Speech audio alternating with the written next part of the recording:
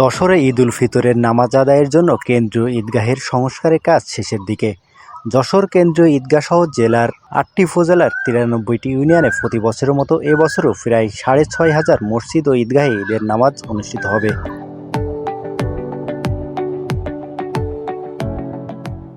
যশোর কেন্দ্রীয় ঈদগাহে অনুষ্ঠিত হবে ঈদের দুটি জামাত। প্রথম জামাত অনুষ্ঠিত হবে সকাল ৮টায়। ইমামতি করবেন কালেক্টর জামিয়া মসজিদের ইমাম ও খতিব মাওলানা মুফতি ইয়াসিন আলম।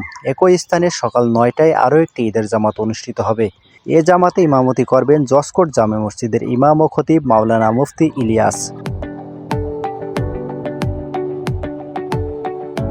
যশোর পৌরসভার ব্যবস্থাপনায় ইতিমধ্যে ঈদ জামাতের প্রস্তুতির কাজ শেষের দিকে।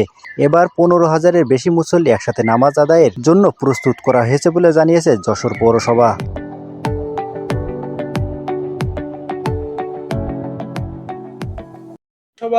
ঈদ উল ফিতর এবং ঈদ উল আজহার এই দুইটা ঈদেই জনগণের যেন বৃষ্টি এবং রোদের ক্ষেত্রে কোনো দুর্ভোগ না পোহাতে হয়। এই জন্য আমরা বরাবরই পুরো মাঠটা সুন্দর করে ত্রিপল দিয়ে এবং সামিয়ানা দিয়ে প্যান্ডেল করে জনগণের জন্য আমরা সুন্দর একটা পরিবেশ সৃষ্টি করি। আমরা তাই ধারাবাহিকতায় এই আগামী ঈদ উল ফিতর উপলক্ষে আমাদের মাঠ সৌন্দর্য বৃদ্ধির কাজ অলরেডি চলমান আছে। আমরা আশা করতেছি আগামী ২ থেকে ৩ দিনের ভিতরে আমাদের মাঠ নামাজ পড়ার জন্য উপযোগী হয়ে যাবে।